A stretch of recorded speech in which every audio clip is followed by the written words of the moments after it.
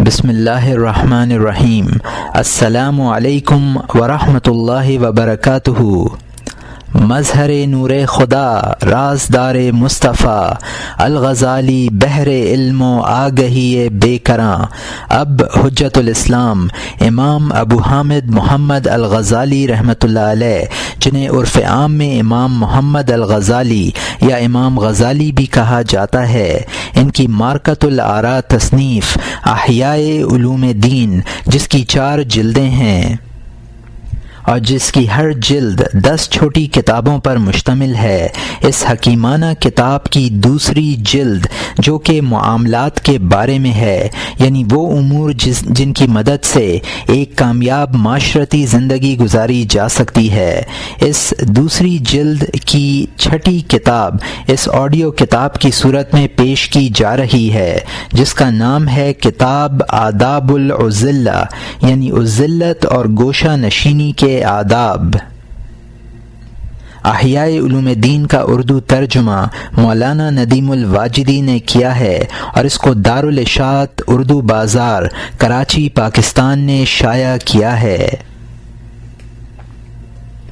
کتاب آداب العزلہ یعنی عزلت اور گوشہ نشینی کے آداب۔ گوشہ نشینی اور اختلاط کی ترجیح اور عدم ترجیح سے متعلق لوگوں کا بہت کچھ اختلاف ہے۔ حقیقت یہ ہے کہ عزلت اور مخالطت دونوں میں خرابیاں بھی ہیں اور اچھائیاں بھی۔ خرابیوں سے نفرت کو اور اچھائیوں سے رغبت کو تحریک ملتی ہے، تاہم اکثر عابدین اور زاہدین نے گوشہ نشینی کو اختلاط پر ترجیح دی ہے۔ اس سلسلے میں ان کے بہت سے اقوال اور واقعات موجود ہیں، ان میں سے کچھ نمونہ از خروارے کے طور پر ہم آنے والے صفحات میں نقل کریں گے۔ اس سے پہلے کتاب الاخوہ المحبہ میں ہم نے اختلاط، اخوت اور محبت کے فضائل ذکر کیے۔ بظاہر ان اقوال میں تعارض معلوم ہوتا ہے، اس لیے ہم مناسب سمجھتے ہیں کہ عزلت کی کوئی ایسی تشریح کریں جس سے یہ تعارض باقی نہ رہے اور امر حق واضح ہو جائے۔ اس تشریح کے لیے 2 باب قائم کیے جا رہے ہیں۔ پہلے باب میں لوگوں کے مذاہب اور دلائل کا تذکرہ ہوگا اور دوسرے باب میں امر حق واضح کرنے کی کوشش کی جائے گی۔ پہلا باب فریقین کے مذاہب و اقوال اور دلائل۔ عزلت و اختلاط کے باب میں اختلاف تابعین کے دور میں سامنے آیا۔ جن لوگوں نے گوشہ نشینی کو ترجیح دی ہے ان میں سفیان ثوری، ابراہیم بن ادہم، داؤد طائی، فضیل بن عیاض، سلمان خواص، یوسف بن اسبات، حذیفہ المرعشی، بشر حافی رحمہم اللہ تعالی وغیرہ اکابر شامل ہیں۔ اکثر تابعین نے اختلاط کو ترجیح دی ہے۔ ان کے خیال میں لوگوں سے تعلقات بڑھانا، دوستی کرنا، مسلمانوں کے ساتھ محبت و الفت سے پیش آنا، دینی امور میں ان کی مدد حاصل کرنا مستحب ہے، کیونکہ امر خداوندی تعاونوا علی البر والتقوی کے بموجب جب نیکی اور تقوی پر ایک دوسرے سے تعاون، اختلاط اور معرفت کے بغیر ممکن نہیں ہے۔ یہ حضرات سعید بن المسیب رضی اللہ عنہ، شعبی، ابن ابی لیلہ، ہشام بن عروہ، ابن شبرمہ، شریک بن عبداللہ، ابن عینیہ، ابن مبارک، شافعی، احمد بن حنبل رحمہم اللہ تعالی وغیرہ اکابر کی رائے ہے۔ اس سلسلے میں علماء کے اقوال 2 طرح کے ہیں۔ بعض اقوال مطلق ہیں، یعنی ان میں عزلت و اختلاط کی مطلق فضیلت بیان کی گئی ہے، اس فضیلت و اختیار کی کوئی دلیل نہیں دی گئی ہے، اور بعض اقوال میں ترجیح کی علت بھی ذکر کی گئی ہے۔ یہاں مطلق فضیلت کے اقوال لکھے جا رہے ہیں۔ علل اور وجاہات پر مشتمل اقوال فوائد و نقصانات کے ضمن میں بیان کیے جائیں گے۔ حضرت عمر رضی اللہ عنہ فرماتے ہیں کہ تم سب اس ذلت سے اپنا اپنا حصہ لے لو۔ ابن سیرین رحمۃ اللہ علیہ کہتے ہیں کہ گوشہ نشینی عبادت ہے۔ فضیل بن عیاض رحمۃ اللہ علیہ فرماتے ہیں کہ اللہ تعالی محب ہونے کے لیے، قرآن مونس بننے کے لیے اور موت واعظ کے طور پر کافی ہے۔ اللہ تعالی کو دوست بنا اور لوگوں سے گریز کر۔ ایک بزرگ ابو الربیع رحمۃ اللہ علیہ نے داؤد طائی سے عرض کیا کہ مجھے کوئی نصیحت کر دیجیے۔ فرمایا دنیا سے روزہ رکھ لو اور آخرت کو اپنا افطار بنا لو اور لوگوں سے اس طرح دور بھاگو جس طرح تم شیر سے بھاگتے ہو۔ حسن بصری رحمۃ اللہ علیہ فرماتے ہیں کہ مجھے تورات کے چند جملے یاد ہیں، مثلا آدمی نے قناعت اختیار کی اور بے نیاز ہوا، لوگوں سے دور ہوا، سلامتی حاصل کی، شہوات ترک کیں، آزادی پائی، جذبہ حسد کو خیر بات کہا، شرافت کا مظہر بنا، تھوڑی دیر صبر کیا تا دیر نفع پایا۔ وہب ابن الوارد کہتے ہیں کہ ہمیں معلوم ہوا کہ حکمت کے 10 اجزاء ہیں، ان میں سے 9 جز خاموشی میں ہیں اور 1 جز ذلت میں ہے۔ علی بن بکار گوشہ نشین ہو کر رہ گئے تھے۔ اس صورتحال کو دیکھ کر یوسف ابن مسلم نے ان سے کہا کہ آپ تنہائی کے صبر آزما لمحات پر کس طرح صبر کر لیتے ہیں؟ فرمایا میں نے نوجوانی کے دور میں اس سے بھی بڑی آزمائش پر صبر کیا ہے۔ میں لوگوں کے ساتھ بیٹھا کرتا تھا لیکن ان سے بات نہیں کرتا تھا۔ سفیان ثوری رحمۃ اللہ علیہ فرماتے ہیں کہ یہ سکوت اور گوشہ نشینی کا دور ہے۔ ایک بزرگ کہتے ہیں کہ ہم کشتی پر سوار تھے، اس سفر میں ایک علوی نوجوان بھی ہمارے ساتھ تھا لیکن وہ مہر بالب خاموش محو سفر تھا۔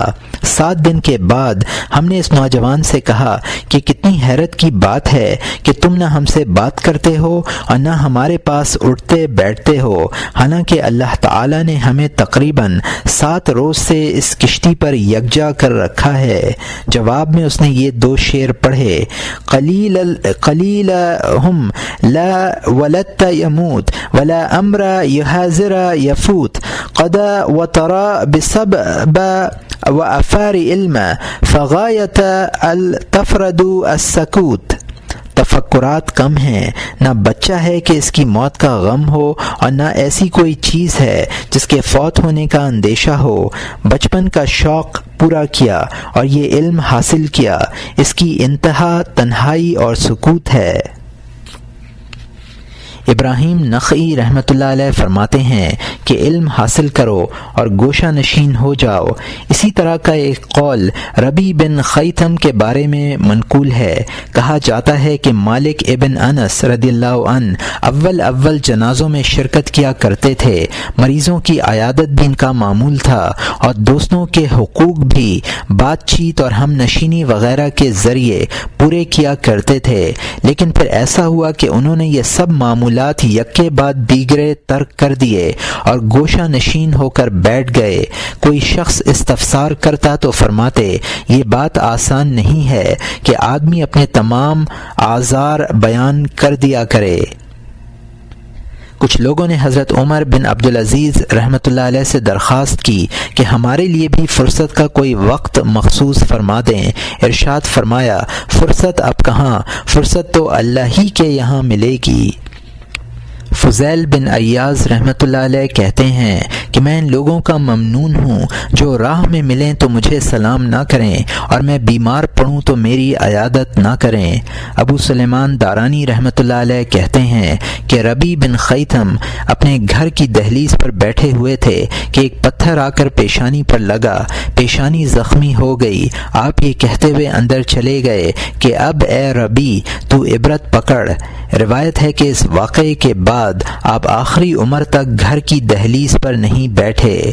حضرت سعد بن ابی وقاص رضی اللہ عنہ اور سعید ابن زید وادی عقیق میں واقع اپنے اپنے گھروں میں محبوس ہو کر رہ گئے تھے، یہاں تک کہ جمعہ وغیرہ کے لیے بھی مدینے میں تشریف نہ لاتے۔ ان دونوں حضرات نے عقیق ہی میں وفات پائی۔ یوسف بن اسبات سفیان ثوری رحمۃ اللہ علیہ کا یہ قول نقل کرتے ہیں کہ ذات کی قسم جس کے سوا کوئی معبود نہیں، اب اذلت ضروری ہو گئی ہے۔ بشر بن عبداللہ فرماتے ہیں کہ لوگوں سے شناسائی کم رکھو، تمہیں کیا معلوم قیامت کے روز تمہارا کیا حشر ہوگا۔ خدا نہ خواستہ رسوائی ہوئی تو بہتر یہی ہے کہ تمہارے واقف کار کم ہوں۔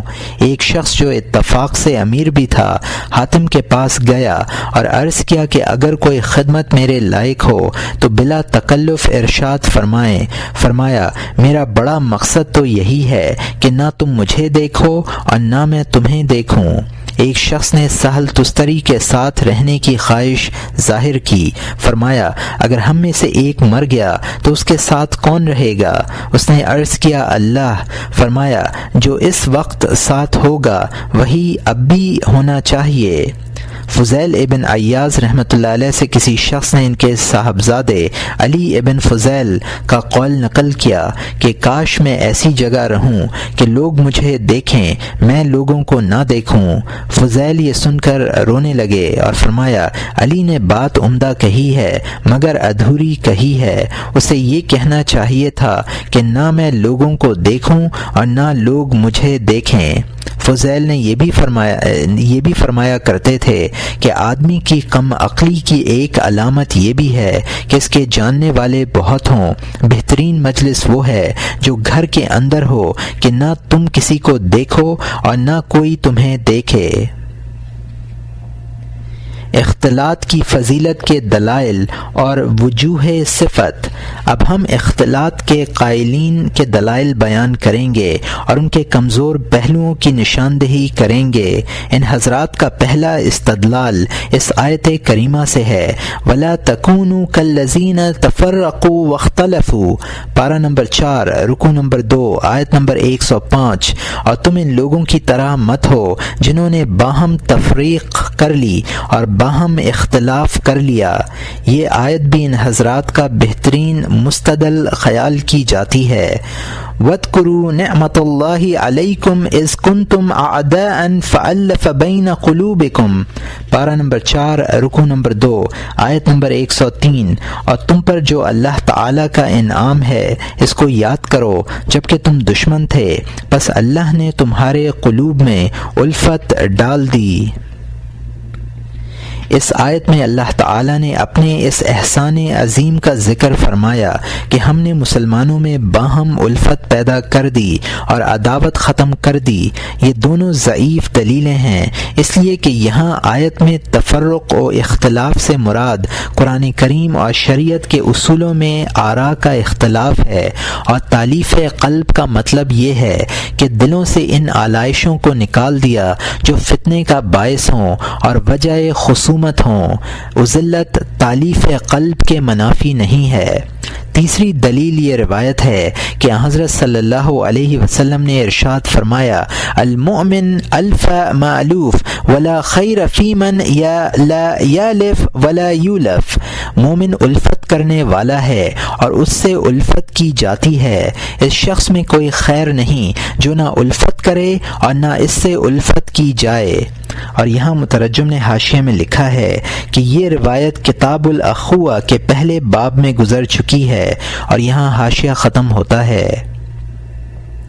یہ دلیل بھی ضعیف ہے، اس میں بدخلقی کی برائی کی طرف اشارہ ہے۔ آدمی بد اخلاق ہو تو لوگوں کی الفت سے محروم رہتا ہے۔ اس حدیث کا مصداق وہ شخص نہیں ہے جو خوش اخلاق ہو اور اختلاط کرے تو دوستوں کی محبت حاصل کرنے میں ناکام ہو، لیکن اپنے نفس کی سلامتی اور اصلاح حال کی خاطر وہ اختلاط ترک کرتا ہے۔ چوتھی دلیل کے طور پر یہ دو حدیثیں پیش کی گئی ہیں۔ من ترک الجماعت فمات میتۃ جاہلیہ، یہ مسلم کی حدیث ہے جس کو ابو ہریرہ رضی اللہ عنہ نے روایت کیا ہے۔ جس شخص نے جماعت سے علیحدگی اختیار کی وہ جاہلیت کی موت مرا۔ من شق اصل مسلمین والمسلمون فی سلام دمج فقد خلع ربقۃ الاسلام. یہ طبرانی اور خطابی کی حدیث ہے جس کو ابن عباس رضی اللہ عنہ نے روایت کیا ہے. جس شخص نے اس حال میں مسلمانوں کی مخالفت کی کہ وہ اسلام پر مجتمع ہیں تو گویا اس نے اپنی گردن سے اسلام کا طوق نکال دیا. یہ استدلال بھی ضعیف ہے اس لیے کہ حدیث میں مسلمین سے وہ جماعت مراد ہے جس نے کسی ایک امام پر عقد بیعت کے ذریعے اتفاق کر لیا ہو. اس جماعت سے نکلنا یقیناً بغاوت ہے. یہاں شق عصا یعنی مخالفت کے معنی یہ ہیں کہ کوئی امام کی رائے کے خلاف کرے، اور یہ ممنوع ہے کیونکہ مخلوق کے لیے امام ضرور ہونا چاہیے جس کی لوگ اطاعت کریں اور جس پر سب اتفاق کر لیں، اور یہ صورت اکثر کی بیعت کے بغیر نہیں ہو سکتی. اس لیے امام کے معاملے میں مخالفت کرنا فتنے کا باعث ہے. اس میں اذلت کا ذکر نہیں ہے کیونکہ اذلت بیعت کے منافی نہیں ہے. ایک شخص گوشہ نشین رہ کر بھی عقد بیعت کر سکتا ہے اور امام کے احکام کی تعمیل بھی کر سکتا ہے. پانچویں دلیل کے طور پر وہ روایات پیش کی گئی ہیں جن میں حضرت صلی اللہ علیہ وسلم نے ایک مخصوص مدت سے زیادہ ترک تعلق کرنے پر وعید فرمائی ہے. مثلا من حجر اخاہ فوق ثلاث فمات دخل الجنہ. یہ ابو داؤد کی حدیث ہے جس کو ابو ہریرہ رضی اللہ عنہ نے روایت کیا ہے. جو شخص اپنے بھائی کو 3 دن سے زیادہ چھوڑ دے اور مر جائے وہ دوزخ میں جائے گا. لا يحل لامرئ ان يحجر اخاه فوق ثلاث والسابق بالصلاة يدخل الجنہ. کسی شخص کے لیے جائز نہیں کہ وہ اپنے بھائی کو 3 دن سے زیادہ چھوڑ دے اور صلح کی طرف سبقت کرنے والا جنت میں داخل ہوگا. من حجر اخاہ سنۃ فہو کسف دمہ. یہ ابو داؤد کی حدیث ہے جس کو ابو خراش اسلمی رضی اللہ عنہ نے روایت کیا ہے. جو شخص اپنے بھائی کو سال بھر تک چھوڑے اس کا یہ عمل گویا اس کے خون بہانے کے مترادف ہے. ان روایات سے ترک ملاقات، ترک تعلق اور ترک کلام پر وعید ہے. اس ذلت میں تو ان سب چیزوں کا ترک ہے. ہمارے نزدیک یہ استدلال بھی ضعیف ہے اس لیے کہ احادیث میں وہ ترک کلام و سلام مراد ہے جو کسی ناراضگی یا خفگی کے باعث کیا جائے، نہ کہ جو کسی ناراضگی کے بغیر محض اس ذلت کی وجہ سے ہو. حالانکہ یہ روایات مطلق ہیں لیکن 2 موقعوں پر 3 دن سے زیادہ ہجر یعنی ترک تعلق کی اجازت بھی دی گئی ہے.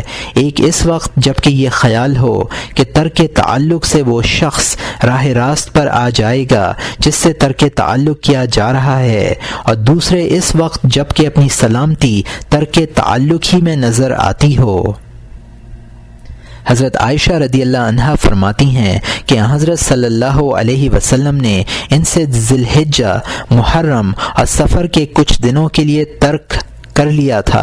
اور یہاں حاشیے میں لکھا ہے صحیح یہ ہے کہ حضرت صلی اللہ علیہ وسلم نے اس مدت تک کے لیے حضرت زینب سے ترک تعلق کر لیا تھا جیسا کہ ابو داؤد میں حضرت عائشہ رضی اللہ عنہا کی روایت ہے. اور یہاں حاشیہ ختم ہوتا ہے.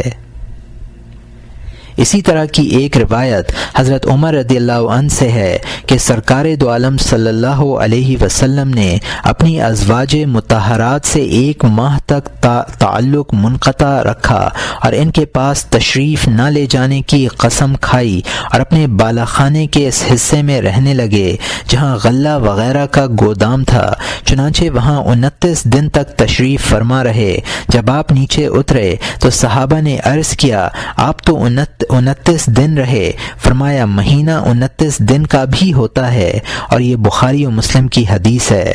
حضرت عائشہ رضی اللہ عنہا حضرت صلی اللہ علیہ وسلم کا یہ ارشاد بھی نقل کرتی ہیں لا يحل لمسلم ان يهجر اخاه فوق 3 الا ان يكون ممن لا يامن بوائقه.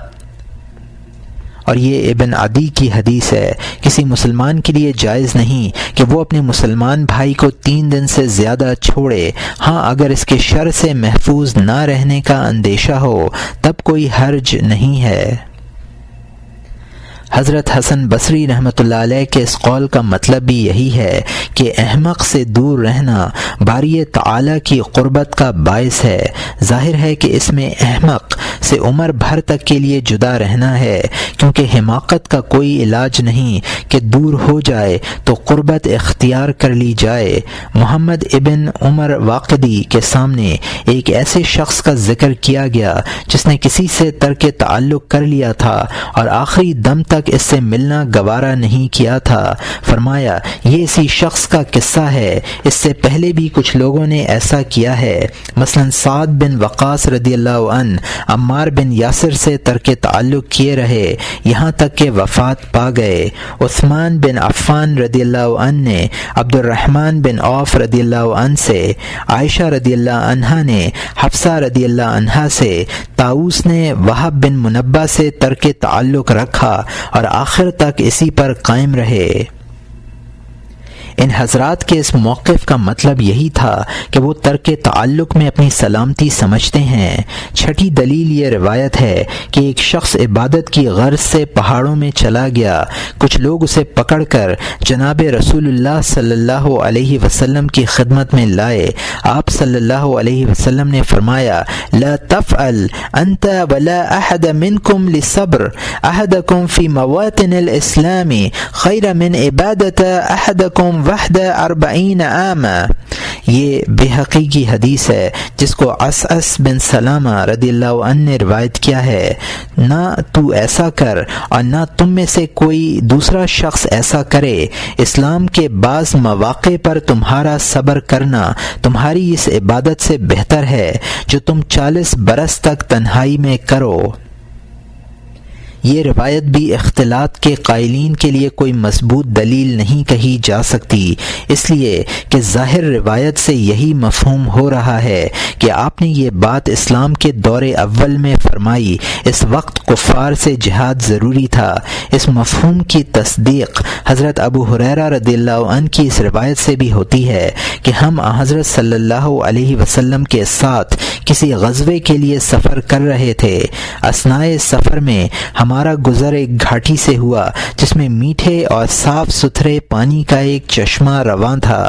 ہم میں سے کسی شخص نے کہا کہ اگر میں اس جگہ لوگوں سے الگ تھلگ ہو کر رہنے لگوں تو کتنا اچھا ہو، لیکن میں اپنی اس خواہش کو اس وقت تک عملی جامہ نہیں پہناؤں گا جب تک حضرت صلی اللہ علیہ وسلم سے اس کا تذکرہ نہ کر لوں۔ اس شخص نے حضرت صلی اللہ علیہ وسلم کی خدمت میں اس خواہش کا اظہار کیا۔ آپ صلی اللہ علیہ وسلم نے فرمایا لا تفعل فإن مقام أحدكم في سبيل الله خير من صلاته في أهله 60 عاما ألا تحبون أن يغفر الله لكم وتدخلوا الجنة أغزوا في سبيل الله فإنه من قاتل في سبيل الله فواق ناقة أدخله الجنة۔ یہ ترمذی اور حاکم کی حدیث ہے۔ ایسا نہ کرو اس لیے کہ اللہ کی راہ میں تمہارا قیام گھر میں 60 برس کی نماز سے بہتر ہے۔ کیا تم نہیں چاہتے کہ اللہ تعالیٰ تمہارے گناہ معاف کر دے اور تم جنت میں داخل ہو جاؤ؟ اللہ کے راستے میں جہاد کرو، اس لیے کہ جو شخص اونٹنی کی ایک دھار نکالنے کے بقدر بھی اللہ کی راہ میں جہاد کرے گا، اللہ اسے جنت میں داخل فرمائیں گے۔ ان حضرات نے معاذ بن جبل کی اس روایت سے بھی استدلال کیا ہے کہ حضرت صلی اللہ علیہ وسلم نے ارشاد فرمایا ان الشیطان ذئب الانسان كذئب الغنم یأخذ القاسیة والناحیة والشاردة وأيام والشعاب وعليكم بالعامة والجماعة والمساجد۔ یہ احمد اور طبرانی کی حدیث ہے۔ شیطان انسانوں کا بھیڑیا ہے، بکریوں کے بھیڑیے کی طرح کہ وہ دور والی، کنارہ والی اور ریوڑ سے برگشتہ بکری کو پکڑ لیتا ہے۔ اس لیے تم افتراق سے بچو، سب کے ساتھ رہو، جماعتوں اور مسجدوں میں حاضر رہو۔ اس حدیث میں وہ شخص مراد ہے جو ذلت کے شرعی احکام کا علم حاصل کیے بغیر گوشہ نشینی اختیار کرتا ہے۔ اس کا بیان عنقریب آئے گا، وہاں اس حقیقت کی تفصیل کی جائے گی کہ ذلت کے آداب کا علم حاصل کیے بغیر ذلت اختیار کرنا ممنوع ہے، لیکن ضرورت کی بنا پر کوئی حرج بھی نہیں ہے۔ ذلت کے قائلین کے دلائل، ان لوگوں نے جو ذلت کو ترجیح دیتے ہیں حضرت ابراہیم علیہ السلام کے اس قول سے استدلال کیا ہے جو قرآن پاک میں نقل فرمایا گیا۔ ارشاد ہے وَأَعْتَزِلُكُمْ وَمَا تَدْعُونَ مِن دُونِ اللَّهِ وَأَدْعُو رَبِّي، پارہ نمبر 16 رکوع نمبر 6 آیت نمبر 49، اور میں تم لوگوں سے اور جن کو تم خدا کو چھوڑ کر عبادت کر رہے ہو ان سے کنارہ کرتا ہوں۔ اس کے بعد فرمایا فَلَمَّا اعْتَزَلَهُمْ وَمَا يَعْبُدُونَ مِن دُونِ اللَّهِ وَهَبْنَا لَهُ إِسْحَاقَ وَيَعْقُوبَ وَكُلًّا جَعَلْنَا نَبِيًّا، پارہ نمبر 16 رکوع نمبر 6 آیت نمبر 49۔ پس جب ان لوگوں سے اور ان سے جن کو وہ لوگ خدا کو چھوڑ کر عبادت کرتے تھے ان سے علیحدہ ہو گئے تو ہم نے ان کو اسحاق بیٹا اور یعقوب پوتا عطا فرمایا۔ اس آیت سے معلوم ہوتا ہے کہ حضرت ابراہیم علیہ السلام کو یہ نعمت و ذلت کی بنا پر عطا کی گئی، لیکن یہ استدلال ضعیف ہے کیونکہ اس میں کفار و مشرکین سے الگ رہنے کا ذکر ہے۔ ظاہر ہے کہ کفار کو اول دین کی دعوت ہی دی جا سکتی ہے، اگر ان کے قبول حق سے مایوسی ہو جائے تو بہتر یہی ہے کہ انہیں چھوڑ دیا جائے۔ ہمارا موضوع بحث مسلمانوں کے ساتھ اختلاط ہے، کفار کا اختلاط نہیں۔ مسلمانوں کے ساتھ ملنے جلنے میں برکت ہے، متعند اور سرکش کفار کے ساتھ مخالطت سے کیا حاصل؟ چنانچہ ایک حدیث میں ہے کہ کسی شخص نے سرکار دو عالم صلی اللہ علیہ وسلم کی خدمت میں عرض کیا یا رسول اللہ، آپ کو مٹی کے ڈھکے ہوئے برتنوں یعنی لوٹوں وغیرہ سے وضو کرنا زیادہ پسند ہے یا ان حوضوں سے جن سے لوگ طہارت حاصل کرتے ہیں؟ فرمایا ان حوضوں سے، اس لیے کہ حوضوں میں مسلمانوں کے ہاتھوں کی برکت ہے۔ یہ طبرانی اوسط کی حدیث ہے جس کو ابن عمر رضی اللہ عنہ نے روایت کیا ہے۔ اسی طرح کی ایک روایت یہ ہے کہ جب سرکار دو عالم صلی اللہ علیہ وسلم نے خانہ کعبہ کا طواف کیا تو زمزم کے کنویں پر تشریف لے گئے تاکہ اس کا پانی نوش فرمائیں۔ آپ نے دیکھا کہ چمڑے کے تھیلوں میں کھجوریں بھیگی ہوئی ہیں اور لوگوں نے انہیں ہاتھوں سے گھول دیا ہے اور وہی پانی لے کر پی رہے ہیں۔ آپ نے فرمایا مجھے بھی اس پانی میں سے پلاؤ۔ حضرت عباس رضی اللہ عنہ نے عرض کیا کہ یہ تو شربت نبیذ بن گیا ہے، اس میں کھجوریں ہاتھوں سے کچلی اور گھولی گئی ہیں، کیا میں آپ کے لیے ان گھڑوں سے صاف ستھرا پانی نہ لے آؤں جو گھروں میں ڈھکے ہوئے رکھے ہیں؟ فرمایا مجھے اسی پانی میں سے پلاؤ جسے لوگ پی رہے ہیں، میں مسلمانوں کے ہاتھوں کی برکت کا طالب ہوں۔ چنانچہ آپ صلی اللہ علیہ وسلم نے وہی پانی نوش فرمایا۔ اور یہاں حاشیے میں لکھا ہے کہ یہ روایت ازرقی نے تاریخ مکہ میں نقل کی ہے اور اس کے راوی ابن عباس رضی اللہ عنہ ہیں، اور یہاں حاشیہ ختم ہوتا ہے۔ اس سے معلوم ہوا کہ مسلمانوں سے ذلت کو کفار سے ذلت پر قیاس نہیں کیا جا سکتا۔ ذلت کے قائلین نے حضرت موسیٰ علیہ السلام کے اس قول سے بھی استدلال کیا ہے۔ ارشاد باری ہے وَإِن لَّمْ تُؤْمِنُوا إِلَّا فَاعْتَزِلُونِ، پارہ نمبر 25 رکوع نمبر 14 آیت نمبر 21، اور اگر تم مجھ پر ایمان نہیں لاتے تو مجھ سے الگ ہی رہو۔ اس آیت سے ثابت ہوتا ہے کہ حضرت موسیٰ علیہ السلام نے اپنی قوم سے مایوس ہو کر ذلت کی خواہش کی۔ اصحاب کہف کے قصے میں اللہ تعالی نے ذلت کا حکم دیا۔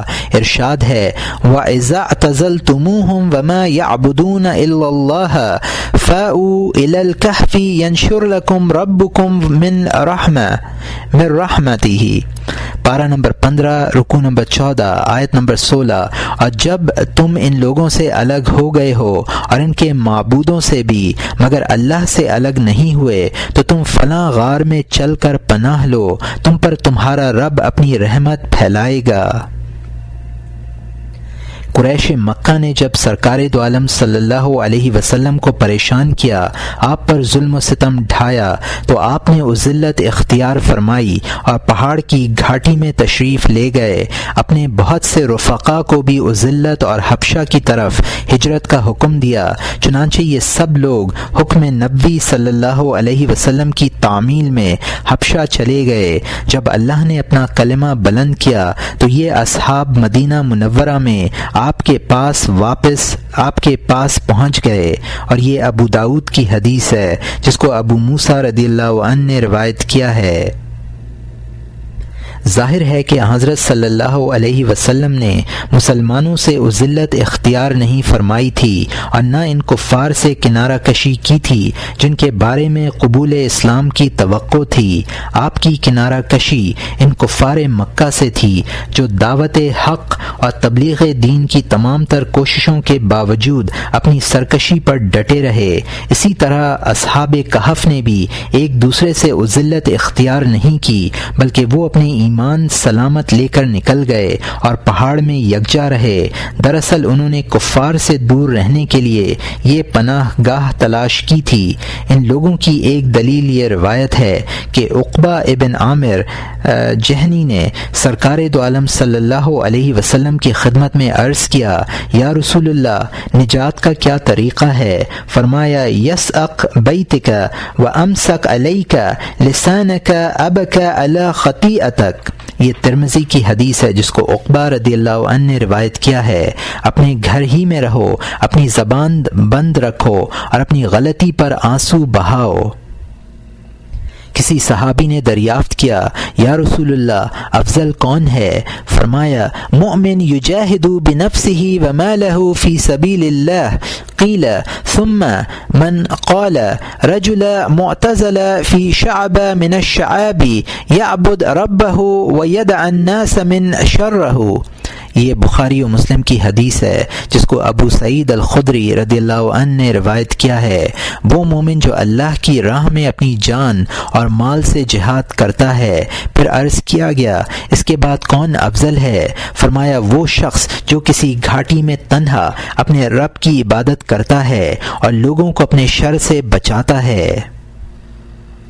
ایک مرتبہ ارشاد فرمایا، ان اللہ یحب العبد التقى الخفا النقی الخفی۔ یہ مسلم کی حدیث ہے جس کو سعد بن ابی وقاص رضی اللہ عنہ نے روایت کیا ہے۔ اللہ تعالیٰ اپنے تقی، پاکیزہ خو اور چھپ کر عبادت کرنے والے بندے کو محبوب رکھتا ہے۔ ان احادیث سے استدلال بھی محل نظر ہے۔ پہلی روایت کو لیجئے، ابن عامر رضی اللہ عنہ سے آپ کا یہ فرمانا کہ گھر کو لازم پکڑ لو امر عام نہیں ہے، بلکہ آپ نے اپنے نور نبوت کی روشنی میں یہ بہتر سمجھا کہ ابن عامر کو عزلت کا حکم دیں۔ عزلت ان کے مناسب حال تھی، مخالطت سے سلامتی کو خطرہ لاحق تھا۔ یہی وجہ ہے کہ آپ نے صرف ابن عامر ہی سے یہ فرمایا، تمام صحابہ کو اس کا حکم نہیں دیا۔ یہ ممکن بھی ہے کہ کسی شخص کی سلامتی عزلت میں مضمر ہو، مخالطت میں نہ ہو، جس طرح یہ ممکن ہے کہ کسی شخص کے لیے جہاد پر جانے کے مقابلے میں گھر پر رہنا بہتر ہو۔ اب اگر کسی شخص سے یہ کہا جائے کہ تم جہاد نہ کرو بلکہ گھر میں رہو، تو اس سے یہ استدلال نہیں کیا جا سکتا کہ جہاد افضل نہیں ہے۔ لوگوں سے ملنا جلنا بھی ایک مجاہدہ ہے، جیسا کہ نبی اکرم صلی اللہ علیہ وسلم ارشاد فرماتے ہیں، الذی یخالط الناس ویصبر علی اذاہم خیر من الذی لا یخالط الناس ولا یصبر علی اذاہم۔ یہ ترمذی اور ابن ماجہ کی حدیث ہے جس کو ابن عمر رضی اللہ عنہ نے روایت کیا ہے۔ جو شخص لوگوں سے ملے جلے اور ان کی ایذا پر صبر کرے، وہ اس شخص سے بہتر ہے جو نہ لوگوں سے ملے اور ان کی ایذا پر صبر کرے۔ آپ کے اس ارشاد کا بھی یہی مفہوم ہے کہ کسی پہاڑ کی گھاٹی میں اذلت نشین رہ کر اللہ کی عبادت کرنے والا، لوگوں کو اپنے شر سے بچانے والا شخص مجاہد ہو اور لوگ اس کی مصاحبت سے تکلیف میں مبتلا ہوں، ایسے شخص کے لیے اذلت نشینی یقیناً بہتر و افضل ہے۔ یہ حدیث کہ اللہ تعالی متقی، پاکیزہ خو اور خفیہ طور پر عبادت کرنے والے کو پسند کرتا ہے، گمنامی اختیار کرنے، شہرت و ناموری سے دور رہنے کی دعوت دیتی ہے۔ اس کا اذلت سے کوئی تعلق نہیں ہے۔ بہت سے راہبوں کو ان کی خلوت نشینی کے باوجود شہرت حاصل ہے، اور بہت سے اختلاط رکھنے والے ایسے ہیں کہ انہیں بہت کم لوگ جانتے ہیں۔ اس حدیث کو بھی بطور حجت پیش کیا گیا کہ نبی صلی اللہ علیہ وسلم نے فرمایا، الا انبئکم بغیر الناس قالوا بلى فاشار بيده نحو المغرب وقال رجل اخذ بعنان فرسه في سبيل الله ينتظر ان يغير او يغار عليه الا انبئکم بخير الناس بعد واشار بيده نحو الحجاز وقال رجل في غنمه يقيم الصلاة ويؤتي الزكاة وبعلم حق الله في ماله ويعتزل شرور الناس۔ کیا میں تمہیں بہترین شخص کے متعلق نہ بتلاؤں؟ صحابہ نے عرض کیا، کیوں نہیں؟ آپ نے اپنے دست مبارک سے مغرب کی طرف اشارہ کیا اور ارشاد فرمایا کہ ایک شخص اللہ کی راہ میں اپنے گھوڑے کی لگام تھامے ہوئے اس بات کا منتظر ہے کہ وہ خود حملہ کرے یا دوسرے لوگ اس پر حملہ آور ہوں تو وہ جوابی کارروائی کرے۔ کیا میں اس شخص کی نشاندہی نہ کروں جو اس آدمی کے بعد سب سے بہتر ہے؟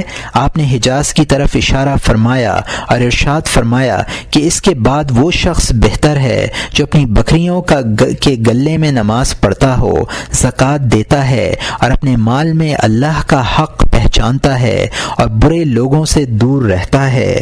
اور یہاں حاشیے میں لکھا ہے، اور یہاں مترجم نے حاشیے میں لکھا ہے کہ طبرانی میں ام مبشر کی روایت، لیکن اس میں المغرب کی جگہ المشرق ہے۔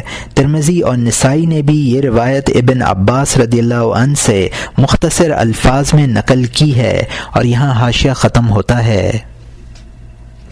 اس روایت میں بھی مطلق اعتزال کا ذکر نہیں ہے، بلکہ محض ان لوگوں سے دور رہنے کا ذکر ہے جو اپنی طبع، عمل یا کردار و گفتار کے لحاظ سے برے ہیں۔ یہ دونوں فریقوں کے دلائل ہیں۔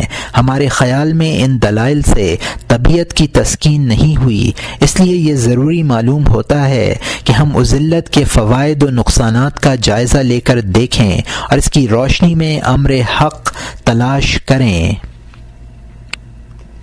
دوسرا باب، اذلت کے فوائد۔ جاننا چاہیے کہ اذلت اور اختلاط کے سلسلے میں لوگوں کا اختلاف نکاح کے اختلاف سے بے حد مشابہ ہے۔ ہم نے کتاب النکاح میں یہ بات بڑی وضاحت سے لکھی ہے کہ نکاح و تجرد کو ایک دوسرے پر علی الاطلاق فضیلت حاصل نہیں ہے، بلکہ یہ اختلاف احوال و اشخاص کے لحاظ سے ہے۔ بعض لوگوں کے حق میں تجرد بہتر ہے اور بعض لوگوں کے حق میں نکاح افضل ہے۔ اسی طرح اذلت کا اور اختلاط کا مسئلہ ہے۔ ہم نے نکاح کے اختلاف پر اس اختلاف کی تفریع کی ہے۔ ہم پہلے اذلت کے فوائد و نقصانات بیان کرتے ہیں۔ اذلت کے بہت سے فوائد ہیں، دینی بھی اور دنیاوی بھی۔ دینی فوائد یہ ہیں کہ آدمی گوشہ نشین ہو تو اسے عبادت، فکر اور تربیت علمی و عملی پر مواظبت کا زیادہ موقع ملتا ہے۔ بہت سی منہیات میل جول اور اختلاط کے نتیجے میں سرزد ہوتی ہیں، مثلا ریاکاری، غیبت، امر بالمعروف اور نہی عن المنکر نہ کرنا، برے ہم نشینوں اور دوستوں کی غیر شرعی حرکتوں اور غلیظ عادتوں سے صرف نظر کرنا وغیرہ۔ دنیاوی فوائد بھی بہت سے ہیں، مثلا اگر وہ شخص پیشہ ور یا فنکار ہے تو وہ تنہا رہ کر اپنے میدان میں زیادہ ترقی کر سکتا ہے۔ عام آدمی آدمی ہے تب بھی ذلت نشینی میں اس کے لیے بہت سے فوائد مضمر ہیں۔ اس کے دل میں دوسروں کے مال کی حرص پیدا نہیں ہوتی، دنیا کی چند روزہ بہار پر اس کی نظر نہیں جاتی اور نہ اسے اپنے دامن میں سمیٹ لینے کی خواہش ہوتی ہے۔ آدمی میل جول رکھے تو اپنے برے ساتھیوں کے اثرات ضرور قبول کرتا ہے، دوسرے لوگوں کے عیوب مثلا چغلی، غیبت اور حسد وغیرہ سے ذہنی اور قلبی اذیت محسوس کرتا ہے۔ خلاصہ یہ ہے کہ ذلت میں بہت سے فائدے ہیں، ہم انہیں 6 فائدوں میں منحصر کرتے ہیں اور ہر فائدے کی الگ الگ تفصیل کرتے ہیں۔ پہلا فائدہ عبادت کے لیے فراغت۔ ذلت کا پہلا فائدہ یہ ہے کہ آدمی کو اللہ کی عبادت، آیات اللہ میں غور و فکر اور رب کریم سے مناجات کا زیادہ سے زیادہ موقع نصیب ہوتا ہے، اور یہ تنہائی اسے دین و دنیا کے معاملات اور زمین و آسمان کے ملکوت میں اسرار و رموز کا فہم عطا کرتی ہے، کیونکہ یہ امور فراغت چاہتے ہیں اور میل جول رکھنے کی صورت میں فراغت ملنا مشکل ہے۔ اس لحاظ سے ذلت ہی ان امور کے حصول کا وسیلہ ہے۔ کسی عاقل کا قول ہے کہ کوئی آدمی صحیح معنی میں خلوت نہیں پا سکتا جب تک وہ کتاب اللہ سے تمسک نہ کرے، اور جو لوگ کتاب اللہ سے تمسک کرتے ہیں یہ وہ لوگ ہیں جو اللہ کے ذکر سے راحت پاتے ہیں، اس کا ذکر اسی کے لیے کرتے ہیں، اسی کے ذکر پر جیتے مرتے ہیں اور اسی کے ذکر پر لقائے خداوندی کی نعمت سے بہراور ہوتے ہیں۔ اس میں شک نہیں کہ اختلاط ذکر و فکر کے لیے مانع ہے۔ ایسے لوگوں کے حق میں یہی بہتر ہے کہ وہ ذلت نشین رہیں۔ یہی وجہ ہے کہ ابتدا میں سرکار دو عالم صلی اللہ علیہ وسلم نے غار حرا میں ذلت اختیار فرمائی اور لوگوں سے دور رہ کر عبادت کی۔ جب نور نبوت قوی ہو گیا تو مخلوق سے اختلاط عبادت کے لیے مانع نہ رہا۔ اس صورت میں آپ کا بدن مخلوق کے ساتھ اور قلب باری تعالی کی طرف متوجہ رہا کرتا تھا، اور یہ بخاری و مسلم کی حدیث ہے جس کو عائشہ رضی اللہ عنہا نے روایت کیا ہے۔ مخلوق کے ساتھ آپ کے اس اختلاط کی بنا پر لوگ یہ خیال کرتے تھے کہ حضرت ابو بکر رضی اللہ عنہ آپ کے خلیل ہیں، لیکن آپ نے ان لوگوں پر یہ بات واضح کر دی کہ میرا قلب باری تعالی کی یاد میں مستغرق ہے۔ یہ بھی فرمایا لو کنت متخذا خلیلا لا تخذت ابا بکر خلیلا ولكن صاحبکم خلیل اللہ۔ یہ مسلم کی حدیث ہے جس کو ابن مسعود رضی اللہ عنہ نے روایت کیا ہے۔ اگر میں کسی کو اپنا خلیل بناتا تو ابو بکر کو بناتا، لیکن تمہارے رفیق یعنی رسول اللہ صلی اللہ علیہ وسلم اللہ کے خلیل ہیں۔ ظاہر میں لوگوں کے ساتھ میل جول رکھنا اور باطن سے باری تعالی کی طرف متوجہ رہنا صرف نبوت ہی کی خصوصیت ہے۔ اسی لیے ہر کس و ناقص کو اپنی ذات پر اعتماد کرتے ہوئے اس مرتبے کی طمع نہ کرنی چاہیے۔ تاہم اللہ کے بعض وہ بندے جنہیں نور نبوت سے فیضان ملا اس درجے پر فائز ہو سکتے ہیں۔ چنانچہ جنید بغدادی رحمۃ اللہ علیہ فرمایا کرتے تھے کہ میں 30 برس سے اللہ تعالی کے ساتھ گفتگو کرتا ہوں اور لوگ یہ سمجھتے ہیں کہ میں ان کے ساتھ باتیں کرتا ہوں۔ یہ درجہ ان لوگوں کو میسر ہوتا ہے جو باری تعالی کی محبت میں غرق ہو جائیں اور ان کے دل میں کسی دوسرے کی گنجائش باقی نہ رہے، اور یہ صورتحال کچھ بعید بھی نہیں۔ دنیا کے عشاق کی حالت اس کا ثبوت ہے۔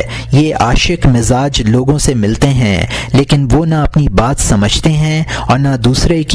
محبوب کی محبت ان کے دلوں پر میں غالب ہوتی ہے، بلکہ ہم تو یہ بھی دیکھتے ہیں کہ دنیاوی تفکرات میں مبتلا شخص بھی بے خود سا نظر آتا ہے۔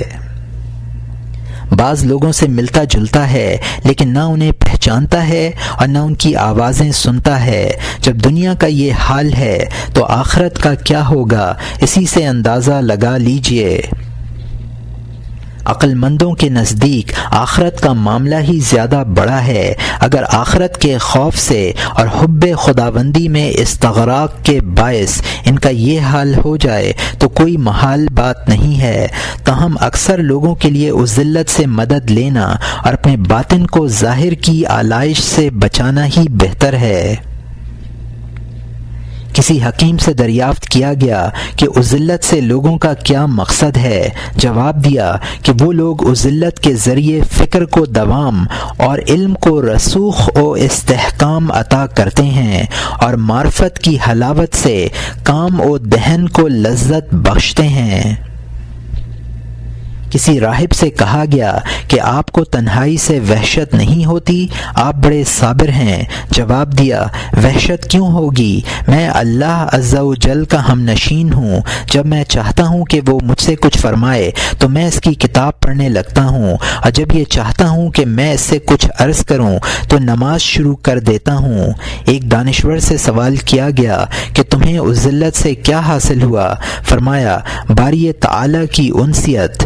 سفیان ابن عینیہ رحمۃ اللہ علیہ کہتے ہیں کہ شام کے بعض شہروں میں میری ملاقات ابراہیم بن ادہم رحمۃ اللہ علیہ سے ہوئی۔ میں نے ان سے عرض کیا، آپ نے خراسان کو بالکل چھوڑ دیا ہے۔ فرمایا، مجھے اسی سرزمین پر سکون ملا ہے۔ میں اپنے دین کو سینے سے لگائے ایک پہاڑ سے دوسرے پہاڑ پر پھرتا ہوں اور لوگ یہ سمجھتے ہیں کہ میں کوئی وہمی ہوں، شتربان یا ملا ہوں۔ غزوان رکاشی سے کسی نے کہا کہ آپ ہنستے نہیں ہیں، لیکن لوگوں کے پاس بیٹھنے اٹھنے میں کیا حرج ہے؟ فرمایا، جس سے میری غرض تھی اس کی معیت میں بیٹھا اور راحت پائی، اب کیا ضرورت ہے کہ میں دوسروں کا ہم نشین بنوں؟ حضرت حسن بصری رحمۃ اللہ علیہ سے کسی شخص نے کہا کہ یہاں ایک شخص ہے جو تنہا کسی ستون کی آڑ میں بیٹھا رہتا ہے۔ فرمایا، جب تم اس شخص کو کہیں بیٹھے ہوئے دیکھو تو مجھے اطلاع کرنا، میں اس کا سبب دریافت کروں گا۔ ایک روز وہ شخص نظر پڑا۔ لوگوں نے حسن بصری رحمۃ اللہ علیہ کو بتلایا کہ یہی وہ شخص ہے جس کے متعلق ہم نے آپ سے کہا تھا۔ حسن اس شخص کے پاس تشریف لے گئے اور دریافت کیا کہ اے بندہ خدا، تم اس ذلت نشین ہو کر کیوں رہ گئے؟ لوگوں کے پاس اٹھنے بیٹھنے میں کیا رکاوٹ ہے؟ جواب دیا، ایک امر مانے ہے۔ فرمایا، کیا اس شخص کے پاس آنے میں بھی کوئی حرج ہے جسے حسن کہتے ہیں؟ جواب دیا، ہاں، حسن کے پاس جانے میں بھی وہی رکاوٹ ہے جو دوسروں کے پاس جانے میں ہے۔ اس معنی کی تفصیل پوچھی گئی تو اس نے بتایا کہ میری صبح و شام اللہ کی نعمت اور گناہ کے درمیان ہوتی ہے۔ میں لوگوں کے پاس بیٹھنے اٹھنے میں وقت ضائع کرنے سے بہتر سمجھتا ہوں کہ اللہ کی نعمتوں کا شکر ادا کروں اور اپنے گناہوں کی معافی چاہوں۔ حسن رحمۃ اللہ علیہ نے اس شخص کی تحسین کے طور پر فرمایا کہ تم حسن سے زیادہ سمجھدار اور دین کا شعور رکھنے والے ہو، تمہیں اسی حال میں رہنا چاہیے۔ کہتے ہیں کہ حرم ابن حبان اویس قرنی رحمۃ اللہ علیہ کی خدمت میں حاضر ہوئے۔ اویس قرنی رحمۃ اللہ علیہ نے ان سے دریافت کیا، کیا بات ہے، کیسے آنا ہوا؟ عرض کیا کہ میں آپ سے انس حاصل کرنے کے لیے حاضر ہوا ہوں۔ فرمایا، میرے خیال میں جو شخص اپنے رب سے واقف ہو وہ کسی دوسرے سے انس حاصل کرنے کا تصور بھی نہیں کر سکتا۔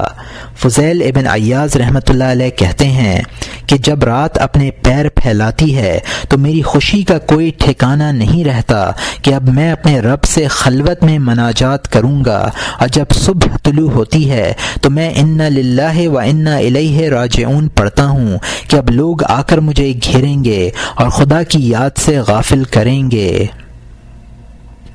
عبداللہ ابن زید رحمۃ اللہ علیہ فرماتے ہیں کہ وہ لوگ خوش قسمت ہیں جنہوں نے آخرت میں بھی عیش کیا اور دنیا میں بھی۔ لوگوں نے پوچھا وہ کون لوگ ہیں؟ فرمایا، یہ وہ لوگ ہیں جو دنیا میں اپنے رب سے مناجات کریں گے اور اس کا بدلہ انہیں یہ ملے گا کہ وہ آخرت میں جوار رب کی سعادت حاصل کریں گے۔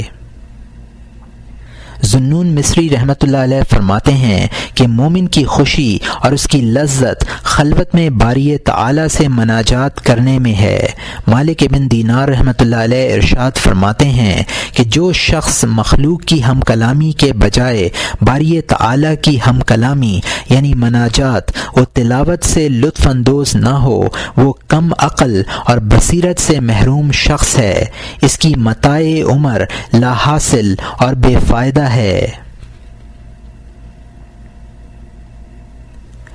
ابن المبارک رحمۃ اللہ علیہ کا قول ہے کہ وہ شخص کس قدر خوشحال ہے جو تن و من سے اللہ کی طرف متوجہ ہو گیا۔ ایک بزرگ کہتے ہیں کہ میں شام کے بعض شہروں میں گھوم رہا تھا، میں نے ایک عابد کو ایک غار کے دہانے سے نکلتے دیکھا۔ جیسے ہی ان کی نظر مجھ پر پڑی وہ درخت کی آڑ میں ہو گئے۔ میں نے کہا اے اللہ کے بندے، کیا اپنی صورت دکھانے میں بھی بخل کرو گے؟ کہنے لگے بھائی حقیقت یہ ہے کہ یہاں پہاڑوں میں ایک عرصے سے مقیم ہوں اور اپنے دل کا علاج کر رہا ہوں۔ میں نے اپنے قلب کو دنیا سے منقطع کرنے پر بڑی محنت کی ہے، بڑی مشقت اور مصیبت برداشت کی ہے۔ یہ خدائے پاک کا انعام ہے کہ اس نے میری محنت قبول کی اور مجھ پر رحم فرمایا اور میرا اضطراب دور کیا، میرے دل سے دنیا کی محبت نکالی اور مجھے تنہائی سے مانوس کر دیا۔ اب تم پر نظر پڑی تو مجھے خوف ہوا کہ کہیں میری یہ تمام تر محنت اور جدوجہد رائیگاں نہ چلی جائے اور میری وہی حالت ہو جائے جو پہلے تھی۔ اس لیے میں تمہارے شر سے رب العارفین اور رب القائنین کی پناہ چاہتا ہوں، اور حبیب القانعین کی پناہ چاہتا ہوں۔ پھر اس نے ایک نعرہ لگایا اور دنیا میں اپنے طویل قیام پر غم کا اظہار کیا، میری طرف سے منہ پھیر لیا اور اپنے دونوں ہاتھ جھٹک کر یہ الفاظ کہے، اے دنیا مجھ سے دور ہو، کسی اور کو زینت بخش، اس شخص کو دھوکہ دے جو تجھے چاہتا ہو۔